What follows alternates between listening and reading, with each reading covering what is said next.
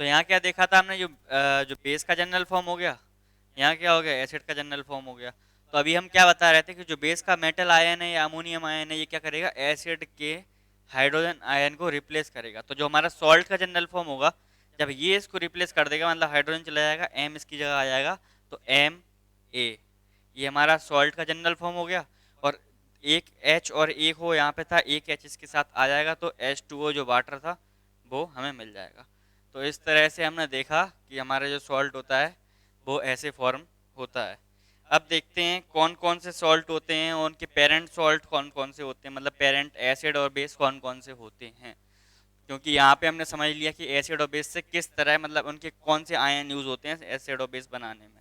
अगर मान लो हम पोटेशियम सल्फेट की बात करते हैं, पोटेशियम सल्फेट, तो इसका जो पेरेंट एसिड और पेरेंट बेस होता है, मतलब जो किस किस चीज से बना है, जैसे अभी आपको हमने क्या बताया कि सॉल्ट का जो पहला पार्ट रहता है वो रहता है बेसिक पार्ट, और जो दूसरा पार्ट रहता है वो रहता है एसिडिक पार्ट। तो जो बेसिक पार्ट है, मतलब पहला पार्ट बेसिक है, तो इसका बेस जो होगा वो पोटेशियम का बेस होगा। तो बेस कौन सा है इसका, पोटेशियम हाइड्रोक्साइड।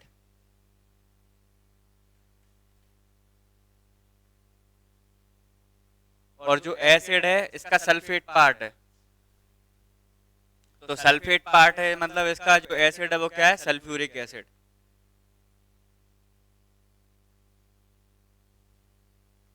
तो ऐसे सॉल्ट को अपन देख के बता सकते हैं कि उसका पेरेंट बेस और पेरेंट एसिड कौन कौन से हैं। इसके बाद देखते हैं how to write the name of salt, कि किसी भी सॉल्ट का नेम कैसे लिखें। अभी हमको इसका ये पता चल गया कि बेस को देख के बता दे रहे हैं एसिड और बेस। अगर एसिड बेस दिए हुए हैं तो बेस कैसे बताओगे। जैसे पहला एक एग्जांपल ले लेते हैं, सोडियम हाइड्रोक्लोरिक एसिड और sodium hydroxide base. Sodium hydrochloric acid मतलब NaCl,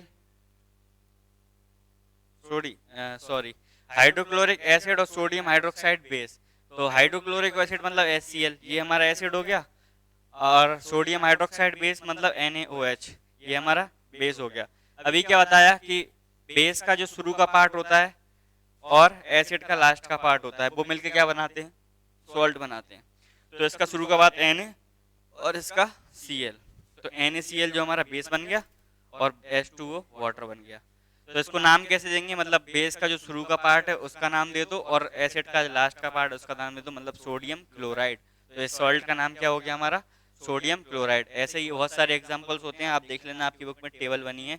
इसके बाद देखते हैं what is meant by salt, family of salt. Salt की फैमिली से आप क्या समझते हैं, क्या होती है सॉल्ट की फैमिली, तो ये देखते हैं।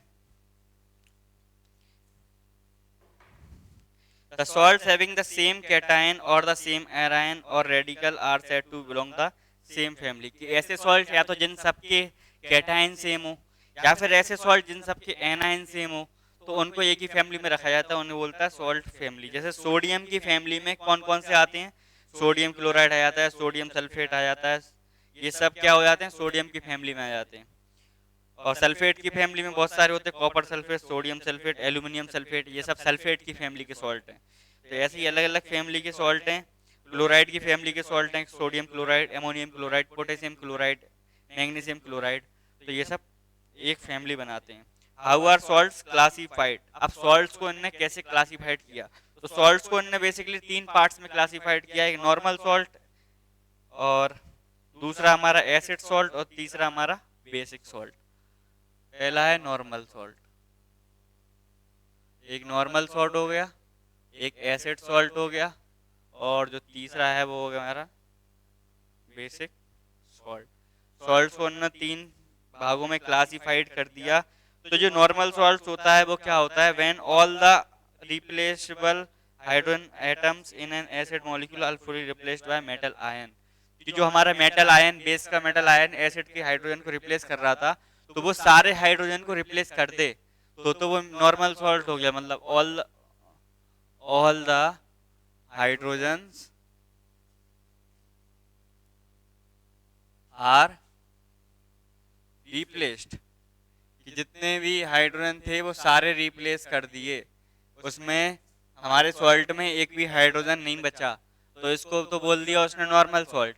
एसिड सॉल्ट मतलब पूरे हाइड्रोजन जो डिस्प्लेस नहीं कर पाया, रिप्लेस नहीं कर पाया, कुछ हाइड्रोजन उसमें बच जाते हैं, तो इसको बोलते हैं हम एसिड सॉल्ट। और जो बेसिक सॉल्ट रहता है इसमें क्या होता है, कुछ हाइड्रोक्साइड आयन बच जाते हैं। जो सॉल्ट में क्या होता है, कुछ हाइड्रोक्साइड आयन होते हैं, उनको बोलते हैं बेसिक सॉल्ट, क्योंकि बेस की प्रॉपर्टी हाइड्रोक्साइड आयन ही बताता है। एसिड की प्रॉपर्टी क्या बताता है, हाइड्रोजन आयन ही बताता है। तो सॉल्ट में अगर आपको हाइड्रोजन का आयन दिख जाए तो एसिड सॉल्ट होगा, हाइड्रोक्साइड का आयन दिख जाए तो बेसिक सॉल्ट होगा, और कोई भी आयन नहीं दिख रहा है, ना हाइड्रोजन का ना हाइड्रोक्साइड का, तो वो नॉर्मल सॉल्ट होगा। तीनों के आप एग्जाम्पल देख लीजिए।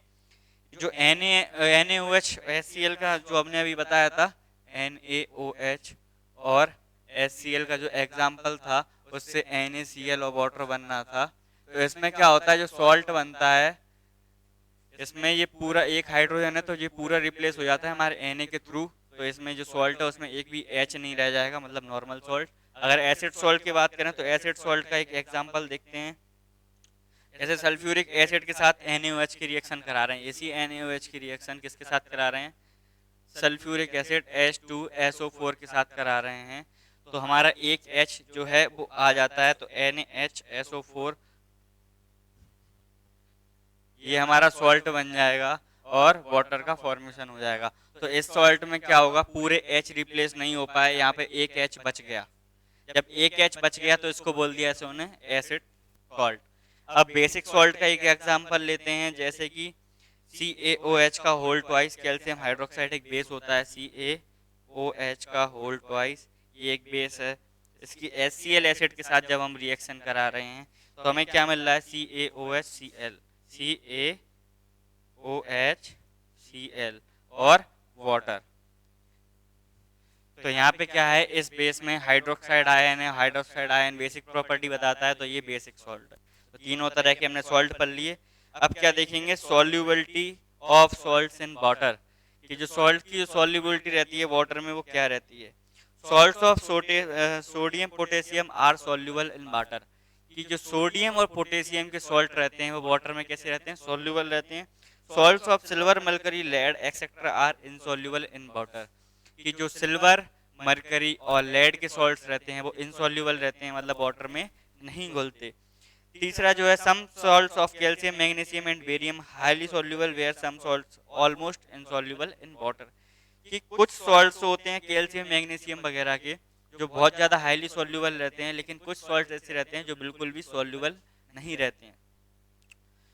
तो आगे हम बात करते हैं the pH of salt solution, कि सॉल्ट सॉल्यूशन का पीएच क्या होता है। हमने तीन तरह के सॉल्ट्स पढ़े, नॉर्मल, एसिडिक और बेसिक।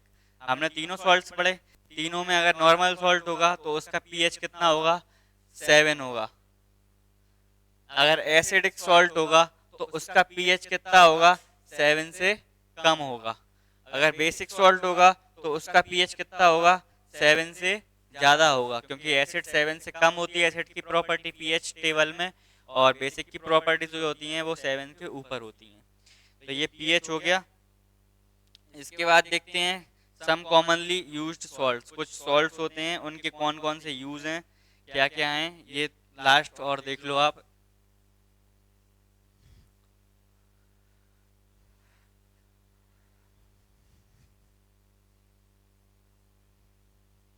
ये देखते हैं इसमें क्या है, सबसे पहला अपना कॉमन सॉल्ट होता है सोडियम क्लोराइड। जो हमारा सोडियम क्लोराइड होता है, सोडियम क्लोराइड, इसका नाम है कॉमन सॉल्ट, जो हम घरों में यूज करते हैं, कॉमन सॉल्ट। ये होता है NaCl। ये कहाँ कहाँ यूज होता है, ये होता है important component of food as preservative in pickles. Food में भी इम्पोर्टेंट कंपोनेंट होता है, और हमारे जो अचार वगैरह होते हैं उनमें भी प्रिजर्वेटिव का काम करता है, मतलब उनको लंबे समय तक सही रखता है। And in curing meat and fish, और मीट और फिश को भी रखने में, लंबे टाइम तक रखने में, प्रिजर्व करने में यूज किया जाता है। For the manufacture of hydrochloric acid, washing soda and hydroxide, sodium hydroxide, washing soda, baking soda, इन सब के मैन्युफैक्चर में ये कॉमन सॉल्ट का यूज होता है, जो कि हम इसके नेक्स्ट वीडियो में पढ़ेंगे। सेकेंड जो सॉल्ट है वो है हमारा sodium hydrogen carbonate baking powder. जो पहला था, सेकंड है सोडियम हाइड्रोजन कार्बोनेट, इसको बोलते हैं हम बेकिंग पाउडर, बेकिंग सोडा। ये सॉल्ट है, ये हो NaHCO3, सोडियम हाइड्रोजन कार्बोनेट, या इसको सोडियम बाइकार्बोनेट भी बोलते हैं। तो इसका जो यूज होता है वो होता है for preparing baking powder. Baking powder का यूज बनाने में होता है इसका in medicine to neutralise acidity in the stomach. जो हमारे स्टोमक में एसिडिटी होती है उसको न्यूट्रलाइज करने के लिए, उसको खत्म करने के लिए जो मेडिसिन बनाई जाती हैं उसमें इसका यूज होता है। In fire extinguisher, fire extinguisher में यूज होता है। तीसरी हम बात करें सोडियम कार्बोनेट की, ये सोडियम हाइड्रोजन कार्बोनेट था, अब हम सोडियम कार्बोनेट की बात करते हैं। सोडियम कार्बोनेट होता है हमारा वॉशिंग सोडा।